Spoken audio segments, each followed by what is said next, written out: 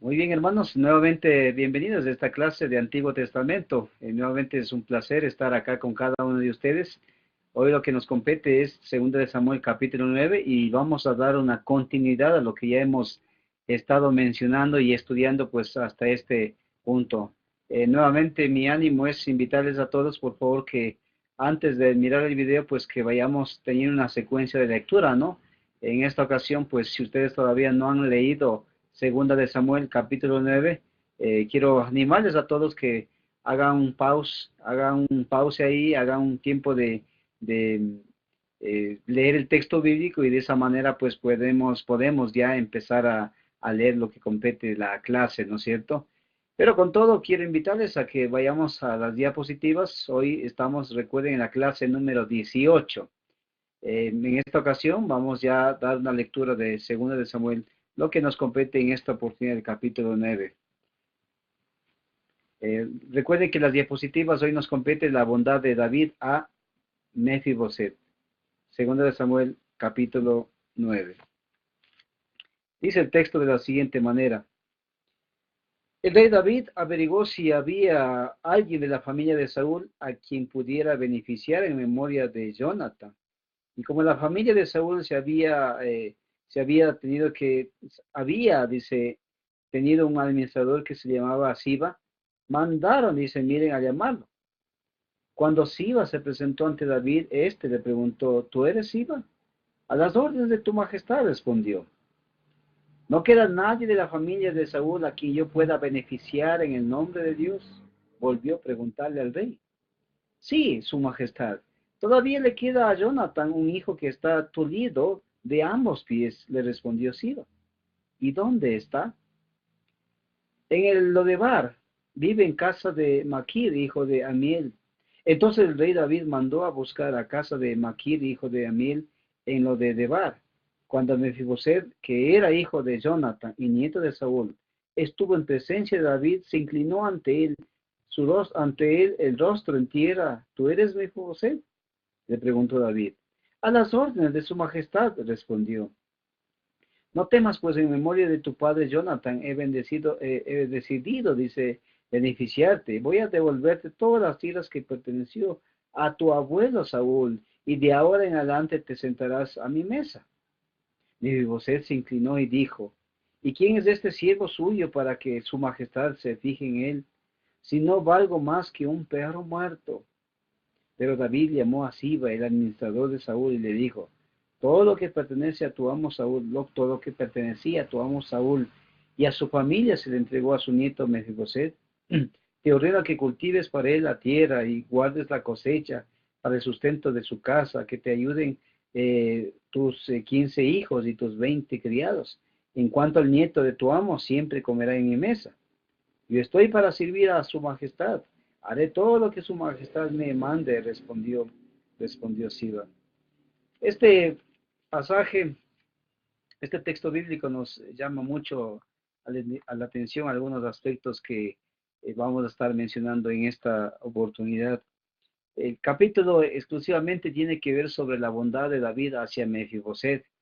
Y vamos a mirar que David fue bondadoso, fue amable, fue muy bueno con Mefiboset por dos razones que nosotros vamos a estar mencionando. Número uno tiene que ver con el pacto con Jonathan, este pacto que hubo de amigos, ¿no es cierto? Yo voy a leer rápidamente 1 de Samuel, capítulo 20, versículos 14 al 17. 1 de Samuel, capítulo 20, versículos 14 al 17. Dice el texto en 1 de Samuel, capítulo 20, versículos 14 al 17. Y si todavía estoy vivo cuando el Señor te muestre tu bondad, te pido que también tú seas bondadoso conmigo y no dejes que me mate. Nunca dejes de ser bondadoso con mi familia, aun cuando el Señor borre de la faz de la tierra a tus enemigos, dice. Que el Señor pida cuentas de esto a tus enemigos. De este modo, Jonathan hizo un pacto con la familia de David, pues quería a David como a sí mismo. Por ese cariño que le tenía, le pidió a David confirmar el pacto bajo juramento. Además le dijo, mañana es la fiesta de la luna nueva. cuando vean tu asiento desocupado, te vayan a extrañar. Va hasta el versículo 17 que acabamos de mirar. Vemos, hermanos, que este pacto que hicieron entre David, entre Jonathan, pues este pacto hasta el momento, hasta estas alturas, pues David es muy condescendiente y considera y recuerda el pacto que Dios había establecido a través de David con Jonathan, ¿no es cierto? Pero número dos, otra forma de considerar por qué David fue bondadoso, también tiene que ver con un medio para eliminar cualquier enemistad entre los sobrevivientes de Saúl, incluso el mismo Mefiboset. Entonces, este era para eliminar cualquier tipo de situación. Recuerden que Siba, un siervo de Saúl, indicó que hubo un sobreviviente de Saúl. Entonces, en este caso, David se cerciora, David averigua si hay un familiar, hay un descendiente de Jonathan. Y se entera, ustedes pueden darse cuenta, y se enteran de que había alguien, ¿no es cierto?, un lisiado, un tulido, dice el texto. Vemos de que David le restauró toda la herencia de Saúl y le dio una pensión real, según el versículo 7. Mefiboset lo aceptó en humildad, según los versículos 6 al 8, como un perro muerto, se consideraba él. Pero el rey David en este caso no lo ve de esa manera. La perspectiva que David tiene de Mefiboset es en base al pacto, en base a la relación, en base a esa confianza, a esa intimidad, a ese pacto de amigos, a este tipo de pacto de relación que había establecido David con Jonathan. Y evidentemente Dios estaba en este pacto. Y vamos a mirar de que aparte de estos aspectos importantes, vemos que en el capítulo 5 el pacto responsabiliza a David según los versículos 1 al 7. Ahora, normalmente, miren, los reyes orientales eliminaban a todos los descendientes de la casa real anterior. Era una costumbre, pues, cuando se llegaba, se conquistaba, era una costumbre matar a todos los descendientes, a todos los familiares, para que no haya ningún tipo de personas o familiares que quedaran vivas. Pero asimismo, hermanos, vemos de que David tenía un espíritu diferente a la que tenía Saúl, a la que tenía incluso otros enemigos, en el cual Dios le paró, le formó el corazón de David. Se enteró David por Siba, un siervo de la casa de Saúl, que un hijo lisiado llamado Jonathan aún vivía. Y en base a eso vemos que David se recuerda, vemos que David regresa hacia ese pacto. Vemos también número 2, según los versículos 9 al 11, que Mefiboset recibe trato real por parte de David. Vemos, como aquí en la pantalla nos dice, que prometió restaurar a Mefiboset, dice, miren, en los versículos que estamos mencionando. Prometió restaurar a Mefiboset todas las tierras de Saúl por amor a Jonathan. Vemos de la misma manera que Mefiboset comería a la mesa del rey, sería parte de la corte del rey David. Vemos de la misma manera que Siba tenía que cuidarle como si fuese un hijo. Y es interesante ver de que David nombra a Siba mayordomo, a un administrador, alguien que iba a cuidar, alguien que iba a estar administrando, viendo las tierras, viendo todo lo que compete a las bendiciones que Dios había dado, en este caso a Mefiboset. Este pacto, hermanos, debemos nosotros ver así como David, un pacto que David respeta, un pacto que él llegó a un punto en creer que esto era de parte de Dios, y eso es lo que les llevó a una seriedad, a un compromiso real. Pienso, hermanos, que nosotros de la misma manera debemos guardar los pactos que hacemos evidentemente con Dios primeramente y también con la familia, con los ministerios, un acuerdo, estos convenios que hacemos como ministros, pero en especial como siervos de Dios que hacemos con nuestro Padre Celestial. No invalidar ese pacto, no romper ese pacto. El corazón de David es un corazón totalmente entregado al compromiso de guardar este pacto. El corazón de David era un corazón totalmente enfocado en servir a Dios. Y vemos que este pacto nos muestra este compromiso, esta manera de ser serio de parte de David, nos muestra también de que nosotros de la misma manera necesitamos, cuando estamos enfocados en Dios, nos damos cuenta, hermanos, de que Dios es el que sella ese pacto, Dios es el que da seriedad a los hijos, a los siervos de Dios. Y vemos, hermanos, en conclusión, de que David pues muestra este corazón, esta manera de entregar totalmente el servicio, eh, mostrando esta generosidad, esta manera de ser muy congruente con lo que él enseñaba, con lo que él predicaba, y no solamente llegó a una fórmula teórica, sino que vemos la parte práctica de David en estos momentos. Y esto, para tener una información, más o menos ocurrió unos 14 años después de la muerte de Jonathan.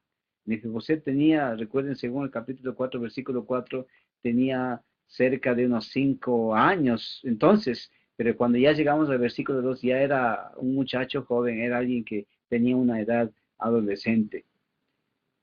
De esa manera, ya llegamos a lo que es el capítulo 11, hermanos, versículos 21, 11 al capítulo 21, que nos compete mencionar en esta oportunidad. Vamos a ir al capítulo 11, por favor. Dice los primeros textos, en la primavera, que era la época en que los reyes salían de campaña, David mandó a Joab con la guardia real y todo el ejército de Israel para que aniquilara a los amonitas y sitiara la ciudad de Raba, pero David se quedó en Jerusalén. Una tarde, al levantarse David de la cama, comenzó a pasearse por la azotea del palacio y desde allí vio a una mujer que estaba bañando. La mujer era sumamente hermosa, por lo que David mandó que averiguaran quién era y le informaran si se tratara de Betsabé, que es la hija de Elián y esposa de Urias de Elitita. Entonces David ordenó que la llevaran a su presencia y cuando Betsabé llegó, dice, él se acostó, miren, él se acostó con ella. Después de esto, ella volvió a su casa. Hacía poco que Betsabé se había purificado de su menstruación. Así que quedó embarazada y se lo hizo saber a David. Entonces David le envió este mensaje a Joab: mándame aquí a Urias el hitita, y Joab así lo hizo. Cuando Urias llegó, David le preguntó cómo estaba Joab y los soldados y cómo iba la campaña. Luego le dijo, vete a tu casa y acuéstate con tu mujer. Y tan pronto como salió del palacio, Urias recibió un regalo de parte del rey. Pero en vez de irse a su propia casa, se acostó, dice, se acostó a la entrada del palacio donde dormía la guardia real. David se enteró de que Urias no había ido a su casa, así que le preguntó, ¿has hecho un viaje largo? ¿Por qué no fuiste a tu casa? En este momento respondió Urias, tanto el arca como los hombres de Israel y de Judá se guarecen en simples enramadas, y mi señor Joab y sus oficiales acampan al aire libre, y yo voy a entrar en mi casa para darme un banquete, acostarme con mi esposa, tan cierto como su majestad vive que yo no puedo hacer tal cosa. Bueno, entonces quédate hoy aquí y mañana te enviaré de regreso, replicó David. Urias se quedó ese día en Jerusalén, pero al día siguiente David lo invitó a un banquete y logró emborracharlo, dice. A pesar de eso, Urias no fue a su casa, sino que volvió a pasar la noche donde dormía en la guardia real. A la mañana siguiente, David le escribió una carta a Joab y se la envió por medio de Urias. La carta decía, pongan a Urias al frente de la batalla, donde la lucha sea más dura, luego déjenlo solo para que lo hieran y lo maten. Por lo tanto, cuando Joab ya había sitiado la ciudad, puso a Urias donde sabía que estaban los defensores más aguerridos. Los de la ciudad salieron para enfrentarse a Joab entre los oficiales de David y cayeron en batalla. También perdió la vida Urias el hitita. Vemos, hermanos, que el pecado y los problemas de David empieza hasta el capítulo 21 y evidentemente el pecado de David empieza a dar ya una serie de situaciones que lamentablemente iba a afectar a la generación, a la familia, pero también en este caso el testimonio de este hombre conforme al corazón de Dios. El pecado de David daba ya su inicio a su caída. Esta forma de la situación que estaba ocurriendo. Recuerden que la guerra amenita aramea sirve como un tipo de plataforma, de escenario para el pecado de David y Betsabé. Y casi los primeros 5 versículos que acabamos de mencionar, desde el principio del reino de Saúl, la familia de Naas reinaba en Amón. Perdió en la batalla de Jabes de Galad, según lo que ya hemos visto en 1 Samuel capítulo 1, versículos 1 al 11, y habían sido tributarios desde aquel entonces. Pero David tenía buenas relaciones con Naas, según el versículo 2, cuando era fugitivo. Cuando su hijo tomó el trono, David quiso continuar las buenas relaciones con Naas, cuando era fugitivo. Cuando su hijo tomó el trono, David quiso continuar las buenas relaciones, pero sus embajadores fueron lastimados, según los versículos 4 y 5, y esto fue el escenario para provocar una guerra que estaba sucediendo dentro de este punto que acabamos de mencionar. Ahora, ya siguiendo más adelante, quiero compartirles la ocasión de la caída, la secuencia del pecado, la consecuencia del pecado y la respuesta de David desde una perspectiva más humana, más carnal. Pero el capítulo 11 exclusivamente tiene que ver sobre el pecado de David con Betsabé. Y recordamos, según el versículo 1 que acabamos de leer, la ocasión de la caída. Dice el escenario que en un sentido, pues la victoria era segura contra los amonitas. Y sí, había conflictos, había un poco de rebeldías de parte de las personas, pero lo que vemos aquí es que todo esto ayudó a provocar este tipo de escenario. Y según lo que acabamos de ver en el texto, dice, en la primavera, cuando salen los reyes de la guerra, esta era una función primordial del rey, según Primera de Crónicas, capítulo 20, versículo 1. El ejército principal atacó, dice, la ciudad de Raba, y grupos pequeños destruyeron el campo, según Primera de Samuel, capítulo 13, los versículos 7 en adelante, hasta el versículo 8 y 9. Este fue el escenario, había un tipo de paz. Podemos ver que David, en este caso, se queda ahí en el palacio, sube a la terraza y ahí empieza a contemplar. Y vemos que esta situación fue, según lo que mencionamos, la secuencia del pecado fue un momento de ocio, ¿no? Un momento de ociosidad, un momento donde no estaba casi David enfocado en lo que realmente tenía que valerse, pues acá, ¿no es cierto? Entonces era un momento, podemos llamarlo indolente, era una situación, según el versículo 2, era una situación donde David dice que observó, dice a lo lejos, que había una mujer hermosa que se estaba bañando. Eso nos hace recordar a Eva, ¿no es cierto? Que también de la misma manera Eva también observó, vio, dice que la fruta era codiciable y era gustosa, pues, ¿no es cierto? Para poder la fruta, pues, ser una tentación. Es lo que nos dice. Parece que fue más que un aspecto accidental este hecho fatal.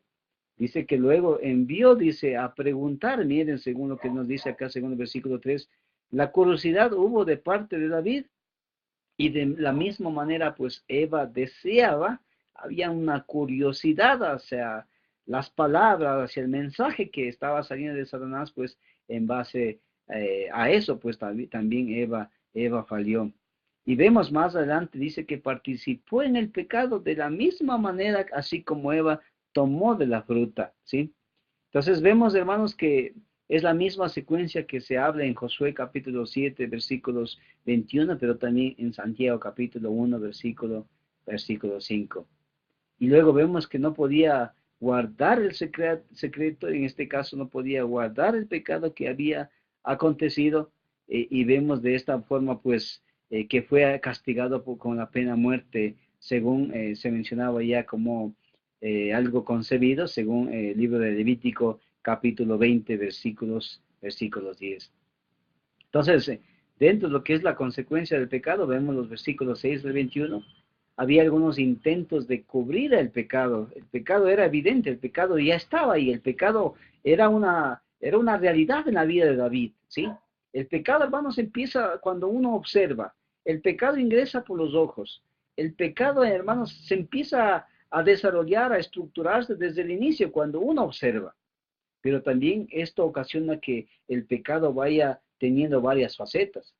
Y evidentemente, hermanos, quiero darles una perspectiva más personal referente a este punto acerca del pecado, en consecuencia, lo que había sucedido allá en el Edén. Pienso que Adán y Eva, la causa de toda esta situación que había acontecido, era de que Adán y Eva se habían alejado de Dios. Ellos totalmente abrazaron más el mensaje, más este mensaje subliminal de parte de Satanás, de parte de la serpiente. Ellos escucharon más eso. Ellos, al escuchar a Satanás, empezó un alejamiento, empezó una separación de Dios. Y al haber y al existir esta separación de parte de Dios, ellos evidentemente ven como consecuencia pues que el pecado es parte ya una realidad de sus vidas. Entonces ellos se alejan de Dios y como consecuencia viene el pecado, ¿sí? Pienso que, hermanos, hoy de la misma manera, nosotros cuando nos alejamos de Dios, cuando dejamos escuchar, cuando dejamos de poner atención a las demandas que Dios nos da a través de las escrituras y a través del mismo ministerio de la iglesia, pues estamos así mismo como Adán y Eva dándole podemos decir, más confianza al pecado, más confianza a Satanás. Pero vemos, hermanos, que los intentos de cubrir el pecado empezó con querer responsabilidad a orillas de Teo. Bien, por eso es que David manda a que él en la primera oportunidad vaya a que se acostara con su esposa. Pero vemos también, hermanos, que la segunda intento, la forma como quería, en un sentido, tapar el pecado, era a través de emborrachar a Urias de Teo. Pero vemos de la misma manera que se emborrachó, pero nunca dejó la línea de batalla, nunca dejó el campo de guerra, nunca dejó lo que es su trabajo, lo que es su servicio como algo de segundo lugar. Pero asimismo vemos, hermanos, después de que trata de responsabilidad, trata de echar la culpa, trata de, bueno, en un sentido de emborracha a Urias, al mismo tiempo vemos que también el tercer intento es que trata de eliminar a Urias de Teo y es lo que se consigue, es lo que David llega. Y cuando vemos ya los versículos 22 al 27, la respuesta de David demostró una actitud más carnal, más terrenal, más mundana. Después de un breve periodo, Betsabé, vemos de que muere Urias y después va Betsabé al palacio, vive y luego nace el hijo y como que no está sucediendo nada. Pero vemos de que la respuesta de David en un sentido, vemos los versículos 22 al 27 era más carnal. Dice el texto, el mensajero partió y al llegar le contó a David todo lo que Joab le había mandado decir. Los soldados enemigos no estaban venciendo, dijo el mensajero. Pero cuando nos atacaron a campo abierto, pudimos rechazarlos hasta la entrada de la ciudad. Entonces los arqueros dispararon desde la muralla a los soldados de su majestad, de modo que murieron varios de los nuestros, dice. También ha muerto Urias de Elitita, siervo de su majestad. Entonces David le dijo a su mensajero, dile a Joab de mi parte que no se aflija tanto por lo que ha pasado, pues la espada devora sin discriminar. Dile también que reanude, dice, el ataque contra la ciudad hasta destruirla. Cuando Betsabé se enteró de que Urias, su esposo, había muerto, hizo de duelo por él. Después del luto, David mandó a que se llevaran al palacio y la tomó como esposa. Con el tiempo, ella le dio un hijo. Sin embargo, lo que David había hecho le desagradó más al Señor. Difícil esta situación. La respuesta, la actitud de parte de David es una actitud más carnal, más centrado en el egoísmo, más centrado en querer tapar, en querer cubrir el pecado, pero vemos de que Dios estaba en este punto pues en desagrado con David. Ya llegando al capítulo 12, hermanos, encontramos específicamente la manera de cómo llega a acontecer el regaño de Natán y el castigo de David, ¿sí? Evidentemente, los primeros 6 versículos del capítulo 12 vemos el mensaje de Natán.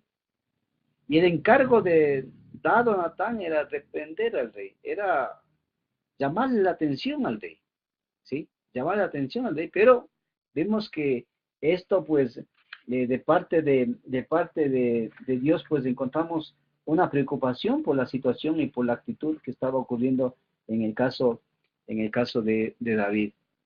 Según la arqueología encontramos, mis estimados, que no hay un indicio, no hay una prueba de este hecho. Eh, la forma de cómo David quiso cubrir, realmente llegó a un punto en querer sorprender a los hombres, pero no a Dios. Dios sabía, Dios conocía, Dios estaba viendo la actitud, estaba viendo la forma de su proceder, y Dios conoce los corazones. Hermanos, necesitamos animar a la iglesia, animarnos a nosotros. Necesitamos siempre hacernos un autoexamen, un autoanálisis, examinarnos a nosotros mismos, ver en qué sentido podemos aplicar, en qué aspectos podemos aprender de estas lecciones en el caso de David y su situación de pecado con Betsabé. Necesitamos, hermanos, orar al Señor para que Dios cada día nos vaya restaurando, cada día nos vaya renovando, cada día nos vaya permitiendo acercarnos más a Él. Y a veces en el intento, hermanos, hombres grandes han caído, hombres siervos, hombres ejemplares han caído.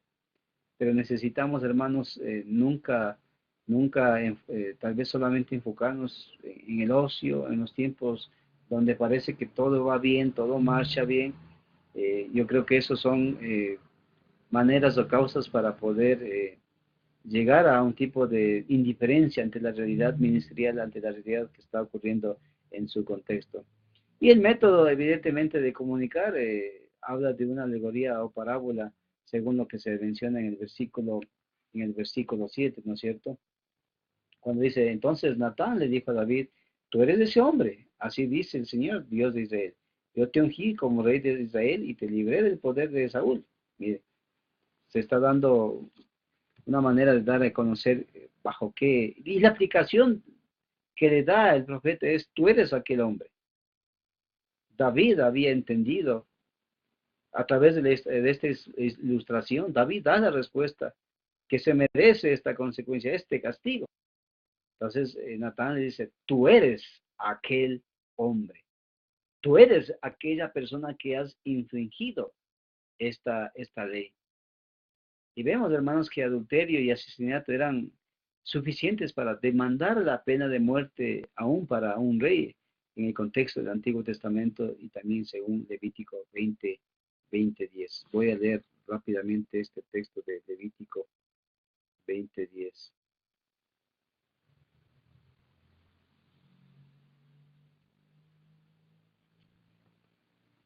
Ok, dice el texto en Levítico 20:10 de la siguiente manera. Si alguien comete adulterio con la mujer de su prójimo, tanto el adúltero como la adúltera serán condenados a muerte. ¿Ve? Si alguien se acuesta con la mujer de su padre, deshonra a su padre, tanto el hombre como la mujer serán condenados a muerte, de la cual ellos mismos serán responsables. Había este sistema que fue establecido en el Antiguo Testamento, y en el caso de David, evidentemente, pues tenía que pagar, tenía que llegar la consecuencia. Y en verdad, hermanos, el pecado fue revelado en el espejo de su propio juicio, cuando David mismo entiende que lo que él da a considerar a la pregunta de Natán, él es aquel hombre, él mismo despierta ante esta realidad que él da con su propio juicio.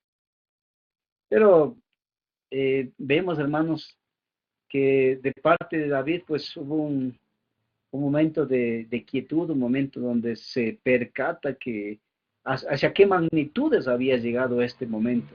Y vemos a continuación los cantos de David por este acontecimiento. Vemos, por ejemplo, en Salmo 51, totalmente se enfatiza la misericordia de Dios. Ten misericordia de mí, oh Dios, límpiame con hisopo. Crea en mí un corazón limpio, dice. No me eches de tu presencia, devuélveme el gozo de tu salvación. Oh Señor, abre, dice, mis labios, enfatizando la misericordia de Dios que debía ser cobijada, debía estar sobre la vida de David. Pero asimismo hay el Salmos 32 que enfatiza sublime gracia, que era una declaración de su bendición, la transgresión es perdonada, los pecados están cubiertos, no le son contados a aquel a quien no hay un espíritu de engaño. Mire, sublime gracia es un texto, es un capítulo que necesitamos siempre, siempre dar unas declaraciones, dar unas palabras de bendición.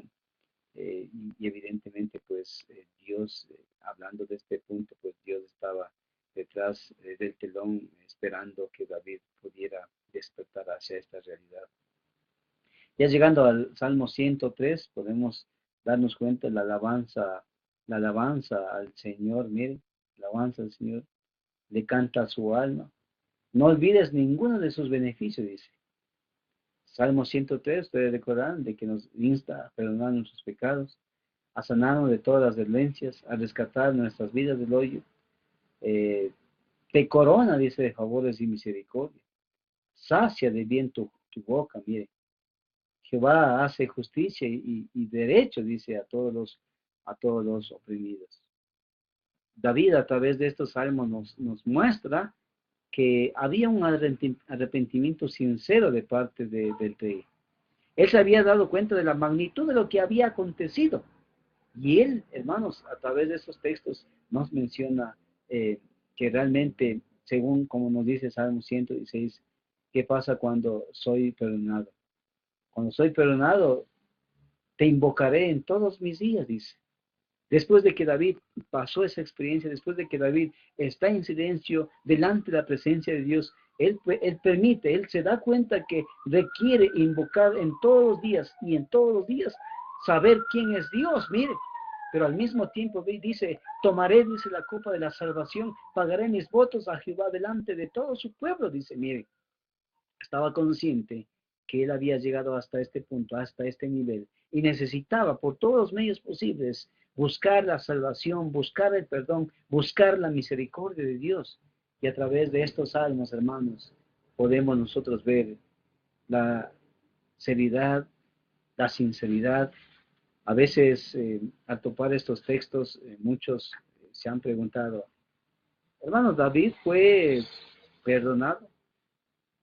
También esto nos hace cuestionar a nosotros.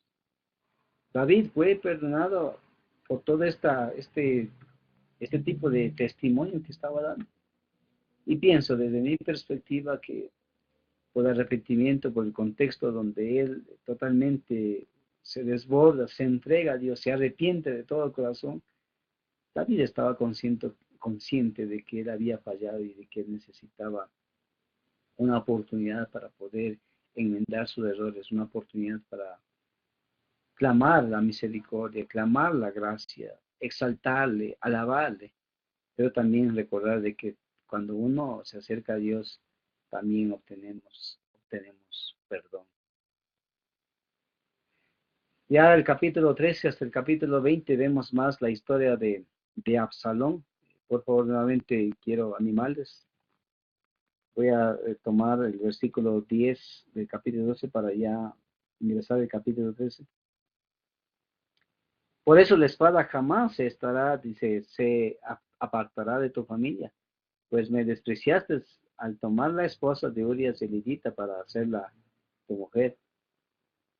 Capítulo 13 dice, pasado algún tiempo sucedió lo siguiente. Absalón, hijo de David, tenía una hermana muy bella que se llamaba Tamar. Y Amnón, otro hijo de David, se enamoró de ella.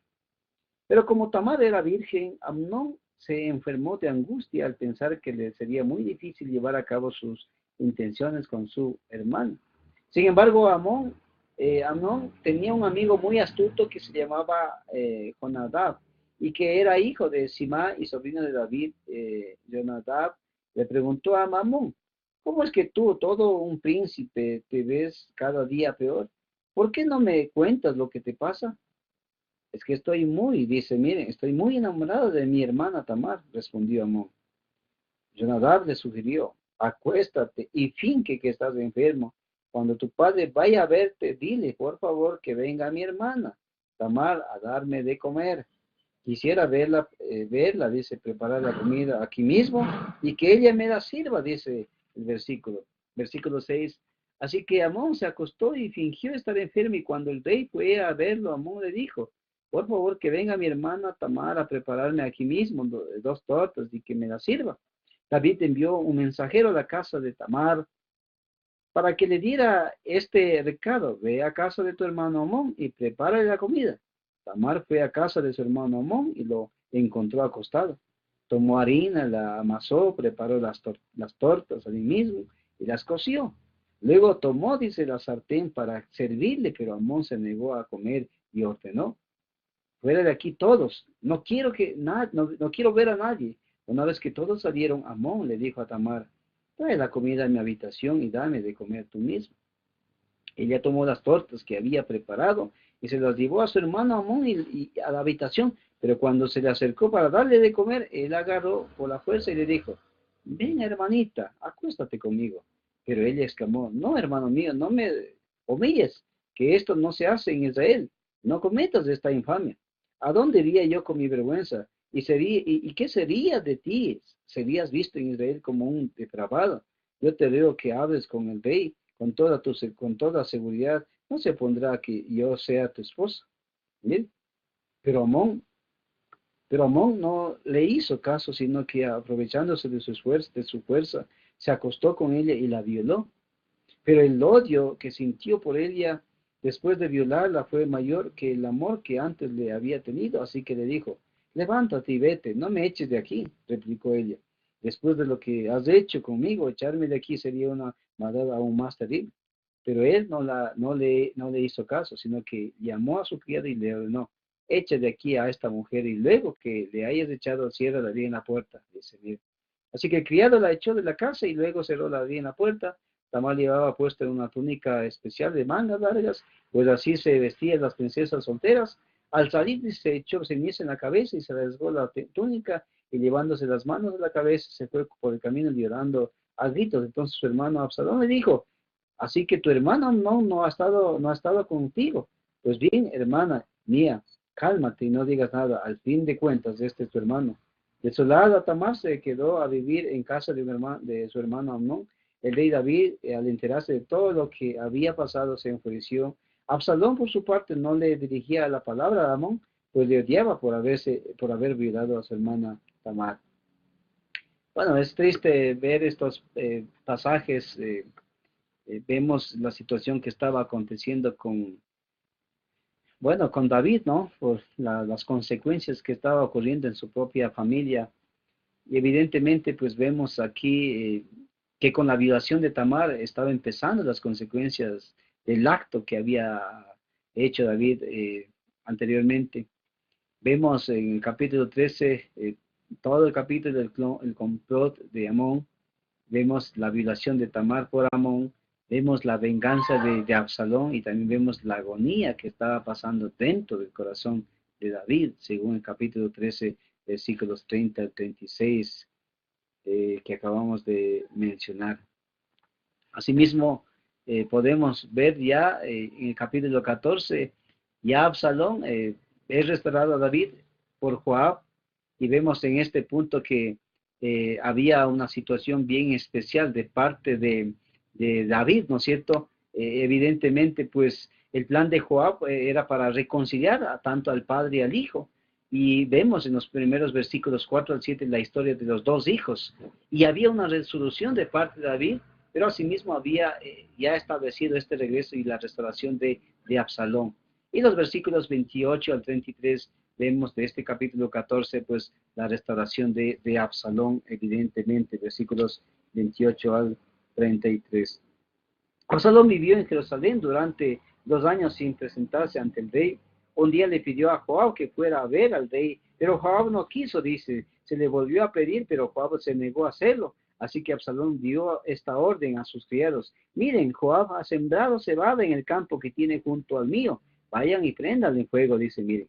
Los criados fueron y incendiaron el campo de Joab. Entonces este fue enseguida a casa de Absalón y le reclamó: ¿por qué tus criados le han prendido, dice, fuego a mi campo? Y Absalón le respondió: te pedí que fueras a ver al rey y le preguntaras para qué he vuelto de Jesús. Mas me habría valido quedarme allá. Voy a presentarme, dice, ante el rey, y si soy culpable de algo, que me mate. Joab fue a comunicárselo al rey, Este, por su parte, mandó a llamar a Absalón, el cual se presentó ante el rey y postándose ante el rostro en tierra, le hizo una reverencia. A su vez, el rey recibió a Absalón con un beso, dice, miren, la restauración de Absalón. Pero asimismo vemos, hermanos, ya el capítulo 15 al 18, vemos la revolución que estaba en este caso causando a Absalón. Vamos especialmente al capítulo 15, ¿no es cierto?, la revolución de Absalón. Y Absalón, en este caso, pues captura específicamente el reino. Vemos en el capítulo 15, pasado algún tiempo, dice, miren, Absalón consiguió, dice, carros de combate, algunos caballos y una escolta de 50 soldados. Se levantaba temprano y se ponía a la vera del camino junto a la entrada de la ciudad, cuando pasaba alguien que iba a ver al rey para que le resolviera un pleito. Absalón lo llamaba y le preguntaba de qué pueblo venía. Aquel le decía de qué tribu israelita eras. Y Absalón le aseguraba, tu demanda es muy justa, pero no habrá quien te escuche de parte del rey. Enseguida añadía, ojalá me pusiera por juez en el país. Todo el que tuviera un pleito o una demanda vendría a mí y yo le haría justicia, dice, mire.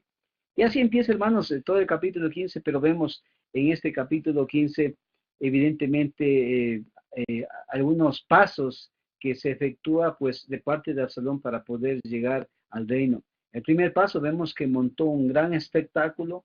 Luego vemos que trabajó arduamente, era una forma astuta de poder convencer al pueblo. El tercer paso mostró interés personal por las personas. El cuarto paso usaba lisonja para su provecho. El quinto paso trataba igual a la gente. Y el sexto paso desacreditaba, hablaba mal del rey. Miren, esta era una forma disfrazada de parte de Absalón. Pero ya llegando al capítulo 16, vemos que Absalón confirma su poder. Vemos de la misma manera que David huye de Absalón, el oportunista Siba. Vemos también, ya en el capítulo 16, los primeros 4 versículos, vemos el antagonista, en este caso, este personaje del capítulo 16, versículos 1 al 4. Un poco más allá de la cumbre del monte, David se encontró con Siba, el criado de Mefiboset, que llevaba un par de asnos aparejados y cargados con 200 panes, 100 tortas de uvas pasas, 100 tortas de higos y un odre de vino. ¿Qué vas a hacer con todo esto?, le preguntó el rey. Siba le respondió, los asnos son para que monte la familia de su majestad, el pan y la fruta son para que coman, dice los soldados, y el vino es para que beban los que desfallecen en el desierto. Entonces el rey le preguntó, dice, ¿dónde está el nieto de tu amo? Se quedó en Jerusalén, respondió Siba. Él se imaginaba que ahora la nación de Israel le iba a devolver el reino de su pueblo. Bueno, replicó el rey, todo lo que antes fue de Mefiboset ahora es tuyo. Así a sus pies, mi señor y rey, exclamó Siba, que cuente yo siempre con el favor de su majestad. Ya en el capítulo 17 vemos que una manera, recuerden que Absalón era bien astuto, llegó a convencer al pueblo después de un determinado tiempo, y vemos pues que Absalón persigue a David, y todo el capítulo 17 tiene que ver la huida, la forma de cómo David tiene que esconderse de este Absalón. Pero en el capítulo 18 vemos la muerte de Absalón, hermanos. David se reorganiza para este ataque, evidentemente que se estaba dando en este contexto, ¿no es cierto? Y de la misma manera hay un encuentro en el bosque cerca de Manahaim, y Joab mata cruelmente a Absalón, es lo que se nos menciona en los últimos capítulos, ¿no es cierto? Como un duelo que se ve aquí manifestándose. Evidentemente vemos en este último capítulo que se está mencionando acá, vemos la forma de cómo llega a acontecer la muerte de Absalón. Ya llegando al capítulo 19 encontramos David vuelve nuevamente al poder. Hay una preparación en un sentido pues para poder restablecerse eh, para su vuelta. Los primeros 3 versículos vemos lo que se debió hacer una victoria se convirtió en un luto, es lo que nos menciona el capítulo 19. Avisaron a Joab que el rey estaba llorando amargamente por Absalón. Cuando las tropas se enteraron de que el rey estaba afligido por la causa de su hijo, la victoria de aquel día se convirtió en duelo para todo el ejército. Miren, Pienso que nuevamente estaba recordando David todo lo que había acontecido, todo lo que había sucedido con sus propias decisiones, y esto lo vemos cristalizado en los pasos que estaban dando su propia familia. Y el capítulo 20, hermanos, encontramos el restablecimiento de la autoridad nuevamente de David. Vemos pues el problema de la rebelión de Seba y Benjamita en este capítulo. Ya llegando al capítulo 21 encontramos la masacre y la sepultura de los hijos de Saúl. En este punto encontramos capítulo 21. Durante el reinado de David hubo 3 años consecutivos de hambre. David le pidió ayuda al Señor y le contestó. Esto sucede porque Saúl y su sanguinaria familia asesinaron a los gabonitas. Los gabonitas no pertenecían a la nación de Israel, sino que eran un remanente de los amorreos. Los israelitas habían hecho un pacto con ellos, pero tanto era el celo de Saúl por Israel y Judá que trató de exterminarlos. Entonces David convocó a los gabonitas y les preguntó, ¿qué quieren que haga por ustedes? ¿Cómo puedo reparar el mal que se les ha hecho, de modo que bendiga al pueblo que es herencia del Señor? Los gabonitas respondieron, no nos interesa el dinero de Saúl y de su familia, y tampoco queremos que muera alguien en Israel. Entonces, ¿qué desean que haga por ustedes? Volvió a preguntar el rey. Versículo 5. Saúl dice que quiso destruirlos. Contestaron ellos. Se propuso exterminarnos y nos expulsó de todo el territorio de Israel. Por eso pedimos que se nos entregue 7 de los descendientes de Saúl, a quien el Señor escogió para colgarlos en presencia del Señor en Gibea de Saúl. Se les entregaré, les prometió el rey. De esta manera vemos, hermanos, que hubo un tiempo de sequía en este capítulo 21. Vemos una ejecución pública que estaba sucediendo en este momento. Los versículos 11 al 14 vemos que David trajo los restos de Saúl y de sus hijos. Eran tiempos difíciles para David. Eran tiempos donde él recordaba todo lo que Dios le había permitido tener, pues esta amistad, esta confianza, tanto, igual, evidentemente también con Saúl, pero la situación era bien difícil para David. En los versículos 15 al 22 vemos la enemistad de Israel contra los filisteos continuaba por siempre. Lo que podemos, hermanos, aquí sacar en conclusión de una manera para aprovechar estos capítulos, hablando de David, debemos, hermanos, pedir a Dios pues que Dios siempre nos mantenga siempre ocupados en el servicio de Dios. Debemos tener mucho cuidado con la manera de cómo Satanás ataca a los siervos, a los hijos de Dios, a los cristianos. A veces uno puede pensar de que, bueno, en la iglesia o en tal lugar o en tal ministerio no puede ocurrir nunca eso. Pero si vemos cómo aconteció lo que sucedió allá en el Edén, en la misma mera presencia de Dios, cuando había comunión, cuando había esta paz, esta tranquilidad, ahí entró Satanás. Y cuanto más, hermanos, en este tiempo donde debemos nosotros, como siervos de Dios, cuidarnos mucho en todos los acontecimientos que está ocurriendo. Y bueno, animales, hermanos, a que las consecuencias del pecado vienen. Saber de que Dios nos perdona cuando hay un corazón sincero, cuando hay un corazón arrepentido respecto a Dios. Y eso creo, hermanos, que necesitamos siempre nosotros pedir a Dios que nos ayude. Siempre darnos cuenta que Dios es el que perdona, pero también saber que las consecuencias vienen. Por mi parte, hermanos, quiero darles gracias y decirles pues que estamos todos en este camino, en esta peregrinación, y pedir a Dios siempre sabiduría para poder dirigirnos en su sombra, en su paz, en su camino. Que Dios bendiga, que Dios nos cuide, que Dios siempre nos permita, hermanos, si hemos pecado, que podamos reconocer y que podamos decir, Dios, perdóname. Y así como David, pues mostrar un corazón sincero, un corazón arrepentido. Y saber, hermanos, que en la iglesia vamos a encontrarnos con este tipo de personas, con este tipo de ejemplos, donde necesitamos siempre buscar la sabiduría de Dios para poder determinar las cosas. Que Dios, hermanos, pueda bendecirnos y pueda guiarnos siempre dándonos sabiduría en todos estos procesos de sanidad, de perdón. Por mi parte, hermanos, que Dios les bendiga.